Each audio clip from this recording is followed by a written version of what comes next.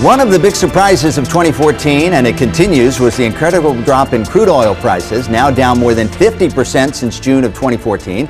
It has pumped billions into the U.S. economy, and it has freed up money we usually spend at the pump to spend on other things. But it's also turning the crude oil industry upside down and shaking world economies, which depend on revenues from the sale of crude. To talk about what's going on in the world of crude, we're joined again by Albert Goldson.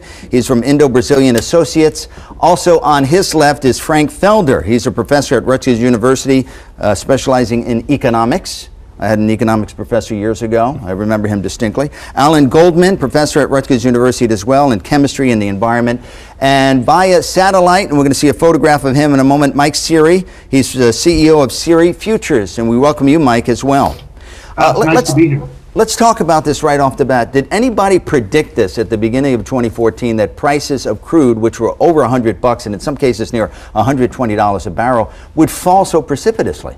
I think it's fair to say no. No one predicted this? No. Not before the fact, perhaps after the fact. Well, because nobody predicted it and it's gone down so far so fast, do you have a conspiracy theory? I wouldn't call it a conspiracy or a theory. Let's just call it a theory. I think a lot of it has to do with a decision by the Saudis not to cut down on their production, and their motives are pretty hard. Well, you know, everybody expected at the last OPEC meeting for Saudi Arabia to say we're increasing production and everybody would be fine with that, but they surprised everyone and said no, which leads, I'm sure, some people, analysts who look into this, that maybe there's some sort of an agreement we don't know about. Frank? Well, it's hard to know about agreements that we don't know about. But overlaying the Saudi decision was very important. In other words, it was key. But overlaying that was both an increase in supply in the U.S. from fracking and a slowdown in China, for example, on oil demand. So there were three things: actions by the Saudis not to cut production, to maintain prices; the increase in supply due to U.S. production, which has been increasing over 1 million barrels a day over the last 3 years, year by year; and a slowdown in the world economy, in particular China, which was really pushing up oil demand as well. So you put those three things together and you get the rapid decline that you just talked about. Now, Mike Seery, you're on the front lines of all this. See Seery Futures, you see where oil prices are and where they're going. Are we down? Are we expecting more drops in this crude oil prices? You know, in late 2008, we traded as low as, like $33, and then we rallied and then double bottomed and rallied again. Eventually there'll be a bottom. I still think there's more weakness to come. I still see higher US dollar here in the short term. There's just so many problems in Europe. I do think demand, and it's oversupply. I mean, that's really the problem. It's just flat out oversupply. And unless the Saudis do cut, you just can't turn off the spigot in a couple of days. So we're still going to have an oversupply for the next 3 to 5 months. But if Saudi Arabia came out today and cut, we would rally. But that's not going to happen. It's just not going to happen. The U.S. is not as reliable upon their oil. If this was 5 years ago and the incident in France happened, crude oil would have been up $10. And instead, it was down 45 cents. So the geopolitical problems just do not affect us anymore. So what's happening for the first time in history, in my opinion, is there is no price premium put in oil. Because they're just not scared of any overseas antics anymore. All right, let me stop you right there. Albert, what this is doing is throwing tons of money into the U.S. economy. It's a stimulus package. Some estimates $120 million in extra money that was spent during the Christmas holidays, during the holiday season. So this is not only lowering the prices of the world, but actually is a stimulus. Well, it's a tremendous stimulus, without a doubt. But you have to keep in mind that this sort of stimulus doesn't last forever. In fact, it might be shorter than most Americans might imagine, because oil is a commodity, and those commodity prices tend to, once they reach bottom, they can start up quite dramatically. So with respect to taking advantage of the economic benefits of lower oil prices, this is the time to take your best shot at whatever you need to do, because oil prices will be going up eventually and possibly sooner than most people think. Now, Alan Goldman, this serves two purposes. It gives people in the United States more money to spend, which is a good thing. It also punishes some of our enemies in the world, like Venezuela and Russia. Putin, of course, taking over the Ukraine, or I should say Crimea, and really not getting any, aside from some sanctions, really not being hard hit. His economy now, and especially the ruble, is tumbling. So I hate to play conspiracy theorist, but maybe something was planned? Well, I would say that certainly U.S. production that Frank alluded to has been increased, not as a conspiracy, but purely economic reasons. Okay. But if the Saudi political Arabia, calculations on the Saudi part, if Saudi that Arabia seems is an ally, plausible, yes. of ours. Saudi Arabia is an ally of ours.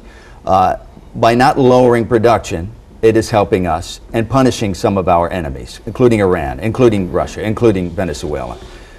Am I the only one that sees something in that? of course, I think you also should consider the fact that these lower prices are going to result in decreased production from shale oil.